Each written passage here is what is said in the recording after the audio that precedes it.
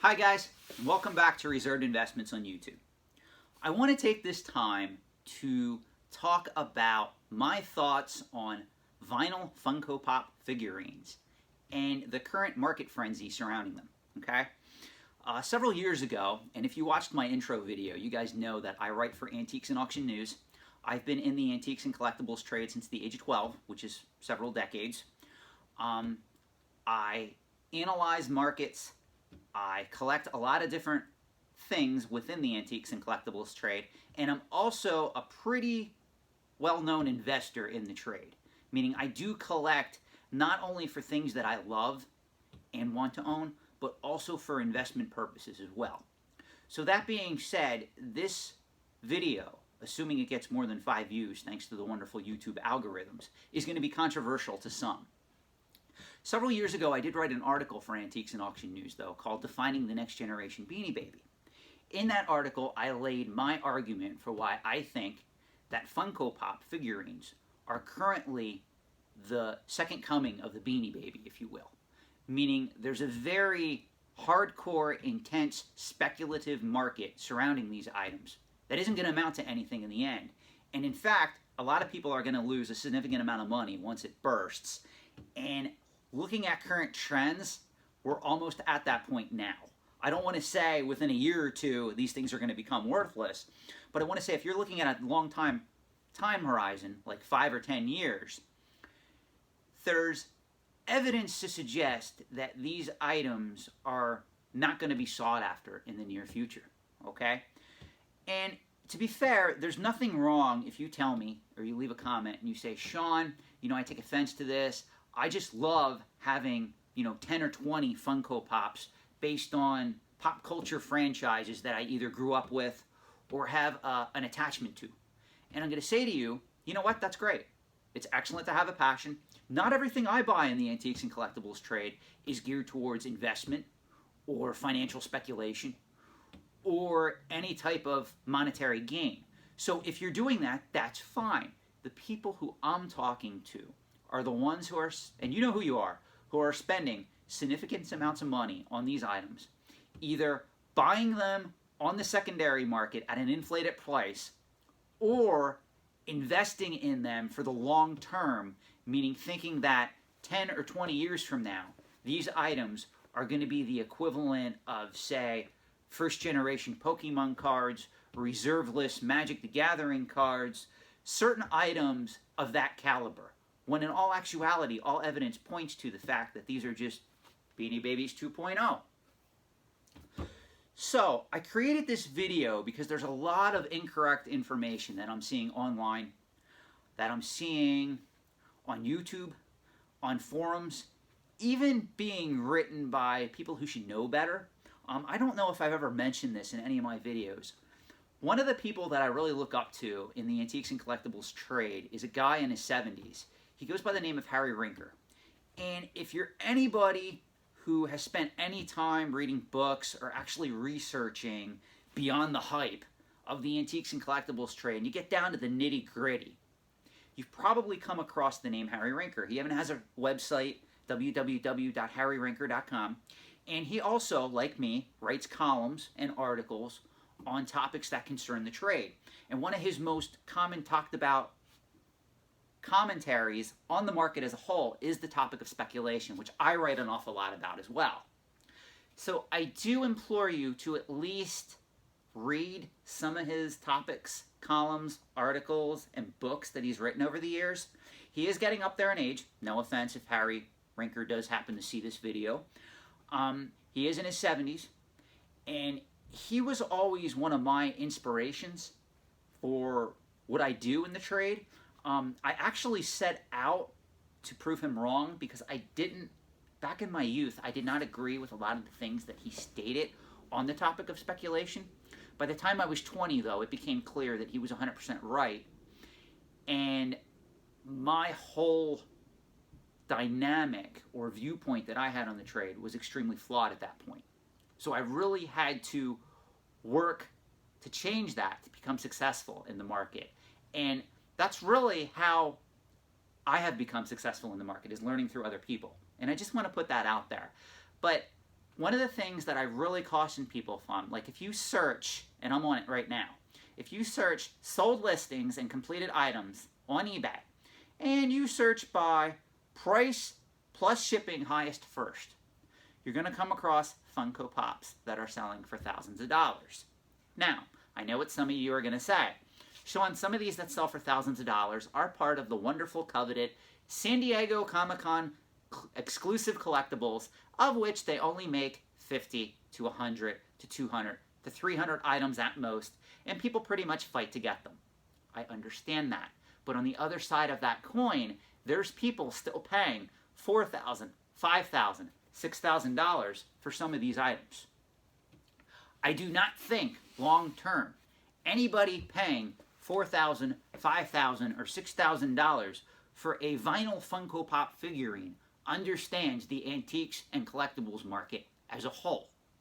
In fact, I extremely caution these people and, to a certain degree, criticize them for their actions. For $5,000, $6,000, or $7,000, you can get an investment-grade coin, a piece of rare currency from our nation's history, an uncirculated grade that will pretty much, I'm not going to say it's going to net you, like, it's going to double your money, but it's going to go up in value from the time that you own it to the time you sell it on average. Meaning if you have an aggregate collection of rare and in-demand pieces of currency or coins from that era, what I call the classic U.S. 1700s through the 1900s, of pieces produced in that time frame, you can create a collection that will work as an investment. Okay? And you can do that for coins just as low as $1,000 or $2,000 a piece. I would not be paying $4,000 or $5,000 for a Funko Pop figurine. I mean, honestly, I don't know where these collectors' heads are at, to be honest. And it's unfair for me to say that because maybe they're spending $4,000 because they can afford it and they just want something that they enjoy. If that's your situation, okay, bro, good for you, man. Okay? I'm hoping you make over 120 grand a year.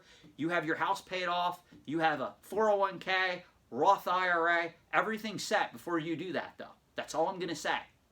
My fear is a lot of these people, even paying just $100, $200, $300, $400, $500 for some of these Funko Pops, are doing it because they seriously believe that the market is going to continue on an upward trend, parabolic growth, almost uniformly over the next several decades. That's not going to happen. These things are going to crash and burn at one point. Now, that said, let's analyze that. Because one of the things that I get upset about is I watch videos on the Beanie Baby bubble. And one of the things, everybody gets the part where, yes, you were paying back, for those of you that don't know what the Beanie Baby bubble is, and I know there's got to be some that may find this video, just Google Beanie Baby speculative bubble. You'll come across a gazillion articles on the topic of these little stuffed plush toys that came out in the 1990s that retailed for $5 or $6 a piece, and people ended up paying $100, $200, even $1,000 for some of them because the creator of this stuffed toy knew that if he retired some of them, sound familiar, Lego collectors, that prices on the secondary market would start to skyrocket and collectors would want to buy them and own them and hoard them. And then in turn, they bought more of the new modern releases that were coming out at the time because once they were retired, they would go up in value because more people would be coming in to buy the items as they increased in price. Okay? There's many topics on YouTube on this subject matter. However, what they get wrong, and yes, I am going to criticize some of my fellow analysts in the trade. What they get wrong is 5%, roughly 3 to 5% of Beanie Babies that were made at that time frame do still have significant value on the secondary market. Okay, I'll give you one such example. Look up Peanut, the royal blue elephant. That's a sought-after Beanie Baby even to this day. Now, to be fair, during the speculative bubble, if you had that Beanie Baby and you sold it, you would have got between $2,000 to $4,000 for it. Today, if you go to sell it, you're going to get roughly between $300 and $750 for that item, okay? Because the market subsided, and the people who are buying it today just want it as a more of a curiosity or a rarity of what it is, if that makes sense, okay? So I do want to put that caveat out of there. A lot of people don't understand. Yes, it's true. 95 to 97% of all Beanie Babies produced in the 1990s, and even some of them were made after the millennium, whatever. But 95 to 97% of all of them are pretty much worth less than their retail price, okay? You can go to any swap meet, flea market, yard sale, and you can sift through Beanie Babies, and you can pretty much buy almost any of the ones you want for 50 cents to $1, okay? That said, there still are a few that have value. So why do I bring that up? Because even though the speculative bubble broke, there are still some items that have value as a result of general curiosity, wanting to own, and also just due to their rarity on the marketplace. That does happen.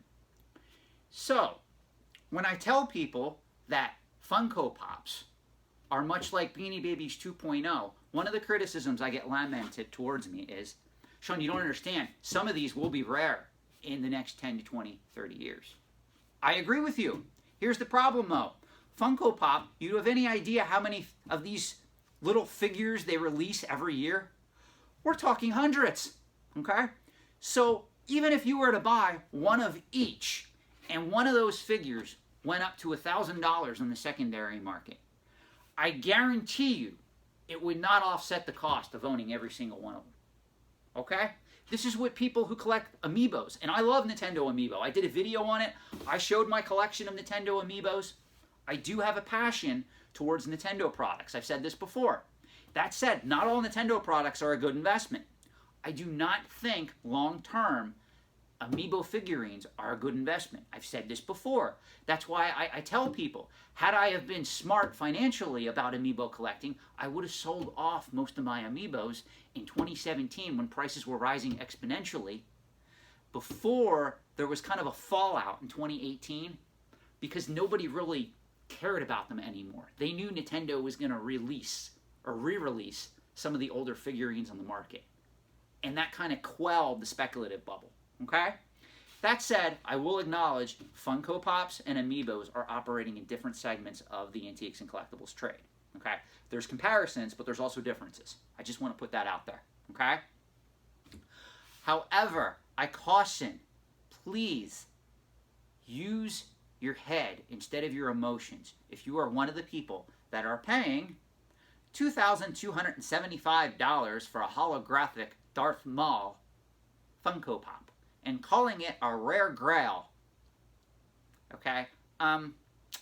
Yeah, I'm sorry. I don't think in 10 years anybody's going to care about your Star Wars holographic Darth Maul Funko Pop vinyl figurine, okay? Save the money, okay? Or, if you really want some help investing, look to other segments of the trade that are more historic, that have more of a footing in people's memories and people's emotions. Go after stuff that's truly historic. Like I know people that started, I have a client actually that started collecting rare documents, like letters written by FDR, President FDR, letters that were authenticated and signed by John F. Kennedy. Those items are truly historic. Now you're going to pay $5,000 to $10,000 probably to get one of those types of items. You're going to have to frame it and put it in a safe place so it doesn't get, attacked by UV light and other elements, stuff of that nature. That said, that is something that will go up in value long term, okay? Paying $2,000 for a Funko Pop figurine is not a wise investment in my assessment. That said, if you have the money, you want to enjoy it, you want to put it in a shelf, and you realize there may come a day when you can't even get $100 for that thing, by all means, rock on. It's your money, your life, man. I'm not involved in that, okay? I'm just telling you, though, if you're putting serious money into this, and you're thinking these things are going to become worth a lot of money down the line because they're based on popular pop culture-based licenses and franchises of today, you are dead wrong, and you are sorely mistaken, okay? That's all I have on this topic. I'm curious to hear your thoughts, feedback, comments.